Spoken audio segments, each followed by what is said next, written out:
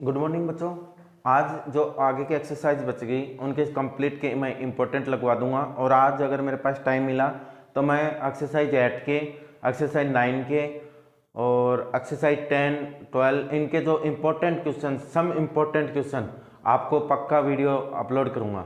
ठीक है, क्योंकि कल आपका पेपर है और पेपर में आपको हेल्पफुल रहे उसके लिए। तो चलो विदाउट टाइम वेस्ट किए मैं देखता हूँ। चलो एक्सरसाइज 8 में क्या है, त्रिकोणमितीय परिचय। त्रिकोणमितीय परिचय आपको देखना है तो इसमें एक्सरसाइज 8.1 की बात करते हैं।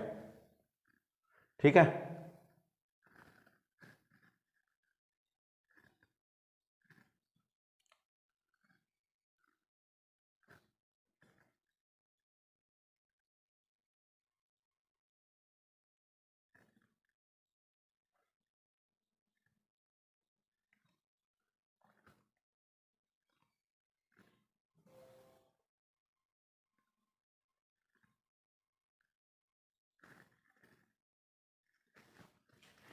एग्जाम्पल नंबर 5 जो आपको याद रखना है,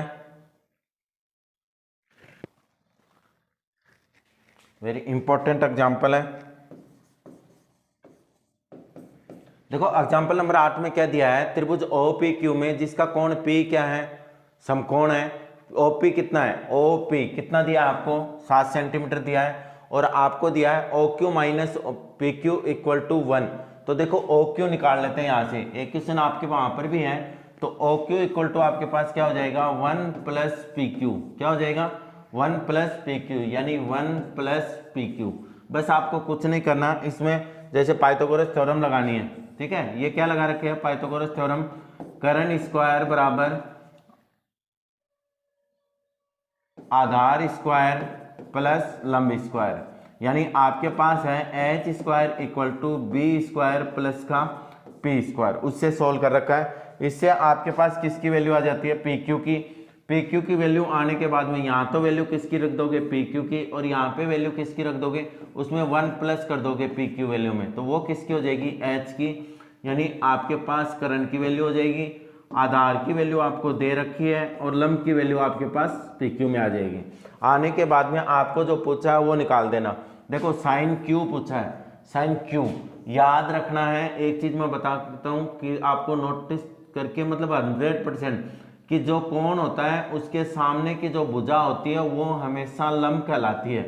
जिस कोण की आपके पास बात करें ना, उस कोण का ध्यान में रखना कि जो भी कोण होगा ना, कोण के सामने हमेशा भुजा कौन सी होगी। ऐसे मत कर देना कि ये लंब है सर और ये क्या है, आधार है। नहीं, वो किसके लिए है, वो कोण O के लिए है। किसके लिए है बेटा, कोण O के लिए। जबकि मेरे को बात किसकी करनी है, Q की।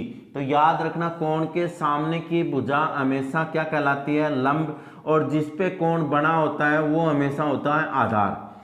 तो आपको अगर यहाँ पे साइन क्यू निकालना हो तो साइन क्यू में आपके पास क्या आएगा, देखो साइन क्यू में आपके पास क्या होता है, लंब बटे कर्ण। साइन क्यू में क्या होता है, लंब बटे कर्ण। लंब कितना है बेटा, OP, और कर्ण कितना है, OQ। ठीक है, अगर बात करूं मैं कोस क्यू की, कोस क्यू में आपके पास क्या हो जाएगा, आधार बटे कर्ण। आधार कितना है, PQ, और नीचे आ जाएगा OQ। ठीक है, ये इसलिए आ रहा है, कई बच्चों को कंफ्यूज हो जाता है कि सर ये क्यों आया। तो याद रखना है कि कोण के सामने की भुजा हमेशा क्या होती है, लंब, और जिसके ऊपर कोण बना होता है वो होता है हमेशा आधार। ठीक है, ये इंपॉर्टेंट चीज थी इसमें। नेक्स्ट देखते हैं 8.1 में। देखो अगर क्वेश्चन नंबर 8.1 में इंपॉर्टेंट क्वेश्चन की बात करूं तो आपके पास ये 3 क्वेश्चन इंपॉर्टेंट है, क्वेश्चन नंबर 3, क्वेश्चन नंबर 4 और क्वेश्चन नंबर 5। तीनों क्वेश्चन क्या है, वेरी इंपॉर्टेंट क्वेश्चन है। साइन A बराबर 3/4, तो cos A tan A का मान प्रकलित कीजिए। ठीक है, तीनों क्वेश्चन वेरी इंपॉर्टेंट लगा लो। उसके बाद में आपको क्वेश्चन लगाना है क्वेश्चन नंबर 9 इंपॉर्टेंट। कौन सा लगाना है, क्वेश्चन नंबर 9 इंपॉर्टेंट। ठीक है, चलो नेक्स्ट में देखते हैं।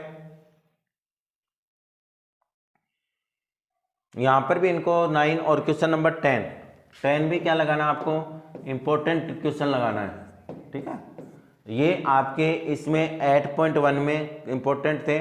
बाकी इनको भी थोड़ा ध्यान में रखना है, क्या पता कई बार ट्रू फॉल्स में पूछ ले। तो 11 का क्वेश्चन का चलो नेक्स्ट देखो 8.2।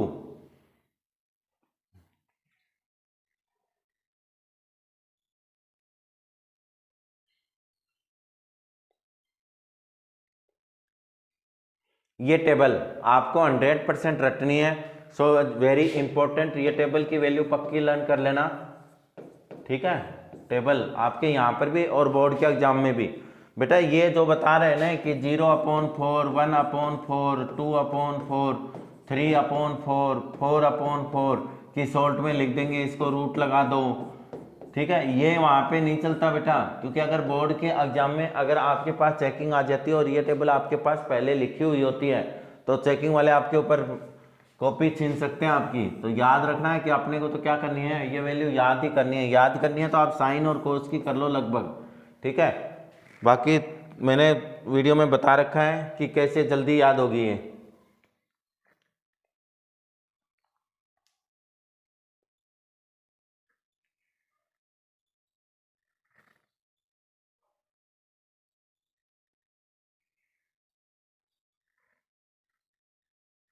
उदाहरण नंबर 8 इंपॉर्टेंट लगाओ।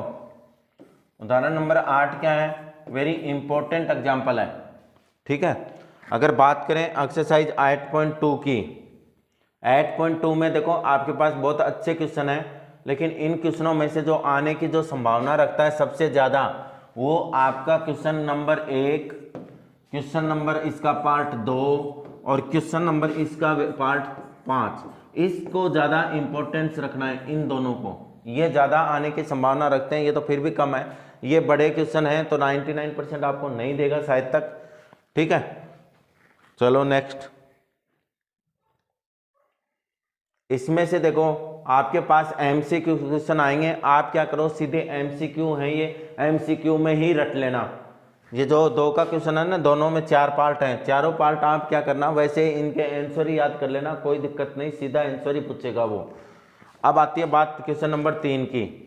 तो question number 3 very important question है। क्वेश्चन नंबर 3 क्या कर दो, वेरी इंपॉर्टेंट क्वेश्चन है, तो ये भी आप लगा लो। रट जाना बेटा जो चीज़ आपको बताई जा रही है, ठीक है। और बोर्ड के लिए भी मैं आपको पूरा ये सॉल्यूशन करवा दूंगा। 8.3 क्या क्या अपने कैंसिल हो चुकी है, तो ये तो अपने आएगी नहीं। 8.4 खजाना, नंबरों का खजाना बोलते हैं 8.4 को।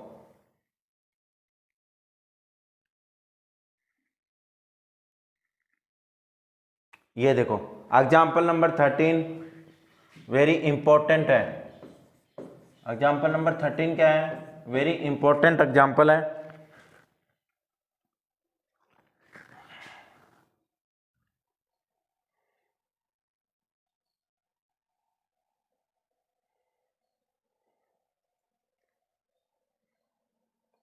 एट 8.4 में आ जाओ। अगर 8.4 की अगर मैं बात करूं आपके पास, तो देखो 8.4 में क्या क्या है, 1 का और 2 का कोई इंपॉर्टेंट नहीं है। देखो एमसीक्यू आप रट के रखना, इनमें भी मैं लगवा देता हूं, लेकिन ये तो आप आंसर ही रट के रखना। अब अगर क्वेश्चन नंबर 2 की बात करूं, तो क्वेश्चन नंबर 2 में आपके पास सेकंड पार्ट वेरी इंपॉर्टेंट है। क्वेश्चन नंबर 3 में सेकंड पार्ट क्या है, वेरी इंपॉर्टेंट है। अगर इन दोनों की अगर मैं बात करूं, तो आपके पास एक तो ये इंपॉर्टेंट पार्ट हो जाता है और एक ये, और इन नीचे वाले हैं ना, इनको तो क्या करना, आप सीधे आंसर याद कर लेना इनके। जैसे आएंगे ये एमसीक्यू में है, एमसीक्यू में ही आएंगे सीधे, ठीक है। नेक्स्ट देखते हैं, ये है वो खजाना, क्वेश्चन नंबर 5। क्वेश्चन नंबर 5 में बहुत कुछ है और इसमें से 100% क्वेश्चन आते हैं। देखो आपके लिए बता दूं, एक क्वेश्चन नंबर इसका सेकंड पार्ट वेरी इंपॉर्टेंट है, ठीक है। क्वेश्चन नंबर 4 वेरी इंपॉर्टेंट, बड़ा क्वेश्चन आएगा बेटा, और में भी यही आएगा, ठीक है। बड़ा आएगा और में यही आएगा, तो 4 लगा दिया आपके पास। अब यहाँ पे देखो,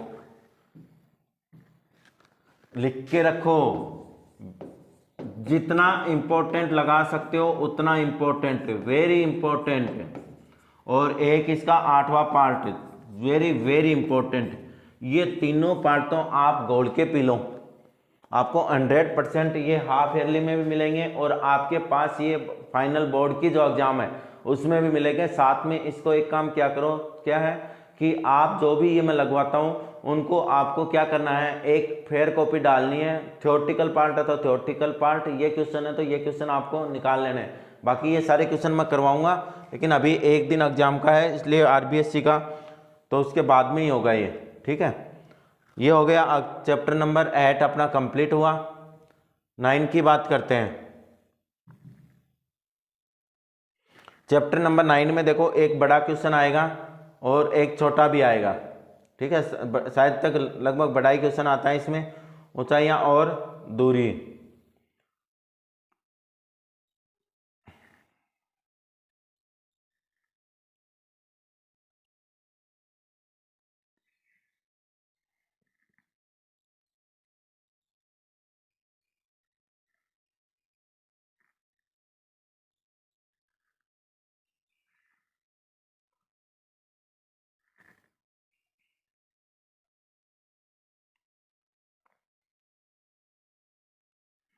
एग्जाम्पल नंबर 3 ज़्यादा इंपॉर्टेंट नहीं है ये, इसमें इसका जो एग्जाम्पल नंबर 1 है ना वो भी अच्छा इंपॉर्टेंट है, क्योंकि छोटा क्वेश्चन अच्छा दे रहा है वो।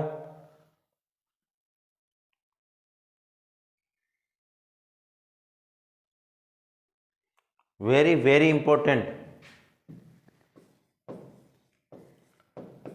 ठीक है, क्वेश्चन नंबर 4 नहीं sorry example number 4 very important है।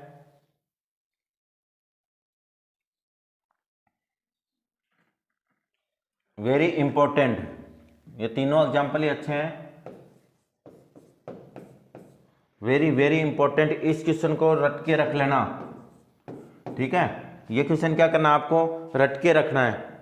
हाँ, मॉडल पेपर की भी बात थी, तो मॉडल पेपर बेटा उस दिन लाइट की वजह के कारण मैं पूरा नहीं सोल्व करवा सका, लेकिन आज शायद तक मेरे पास टाइम रहेगा तो मैं वो मॉडल पेपर भी आपको कंप्लीट सोल्व करवा दूंगा जो बोर्ड का है, आपको हमेशा काम आएगा वो भी। आगे देखो,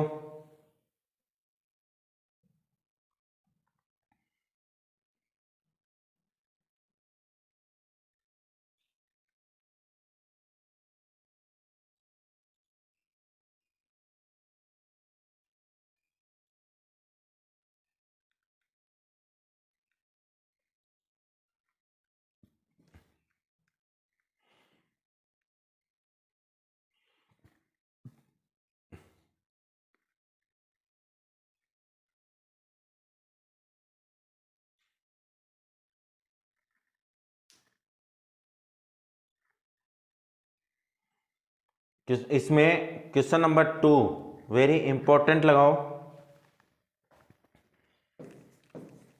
वेरी वेरी इंपॉर्टेंट क्वेश्चन है बोर्ड के लिए भी और हाफ ईयरली के लिए भी। एक question number 5 very important question है, एक क्वेश्चन नंबर शायद 7 है या 12 है। क्वेश्चन नंबर 7 और क्वेश्चन नंबर 12 दोनों इंपॉर्टेंट लगा लो। क्वेश्चन नंबर 7 भी क्या है, वेरी इंपॉर्टेंट है, और क्वेश्चन नंबर 12 भी इंपॉर्टेंट है। क्वेश्चन नंबर 12 भी क्या है, वेरी इंपॉर्टेंट है। बोर्ड कोई भी हो, चाहे सीबीएसई बोर्ड हो चाहे आरबीएसई बोर्ड हो, दोनों में ही इंपॉर्टेंट है। चाहे एमपी बोर्ड हो चाहे बिहार बोर्ड हो, कोई भी इंपॉर्टेंट क्वेश्चन इंपॉर्टेंट ही रहते हैं। ठीक है, अब यहाँ पे देखो 16 का क्वेश्चन वैसे कैंसिल हो गया। आपके पास एक आदमी कार के तो बोर्ड के लिए, और वो भी सीबीएसई के लिए खास क्वेश्चन, सीबीएसई के लिए वेरी इंपॉर्टेंट क्वेश्चन है ये, क्वेश्चन नंबर 15। चलो एक्सरसाइज 10.10 में चलते हैं। 10 में देखो मैंने बताया था कि 10.2 तो आपके पास वेरी इंपॉर्टेंट है कंप्लीट ही। वर्थ सर्कल आपके पास क्या है, वेरी इंपॉर्टेंट है। अब देखो इसमें बहुत सी चीजें होंगी, वर्त के उभयनिष्ठ PQ सारी चीजें इसमें लगवाएंगे। स्पर्श रेखा क्या होती है, इस दिशा में रेखा वर्त को जो स्पर्श करती है वो रेखा क्या होती है, स्पर्श रेखा होती है। यहाँ पे जो मैं अंडरलाइन करा रहा हूँ वो अंडरलाइन करो। वर्त में दो उभयनिष्ठ बिंदु ए और बी हैं। वर्त के अंदर क्या पर क्या है, वर्त में दो बिंदु, इस दशा में हम PQ को वर्त के छेदक रेखा कहते हैं। छेदक रेखा क्या होती है, देखो मैं बताता हूँ। छेदक रेखा ए और बी, ये क्या है, इसको छेदती हुई जा रही है, तो ये क्या है, छेदक रेखा कहलाती है। ठीक है,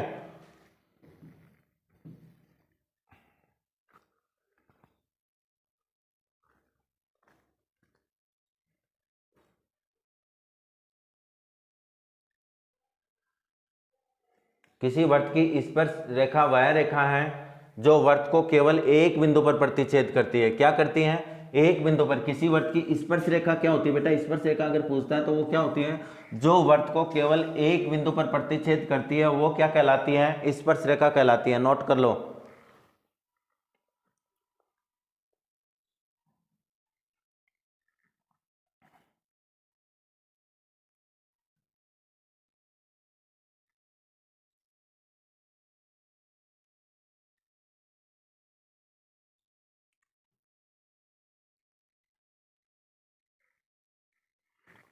छोटा क्वेश्चन है, इंपॉर्टेंट है।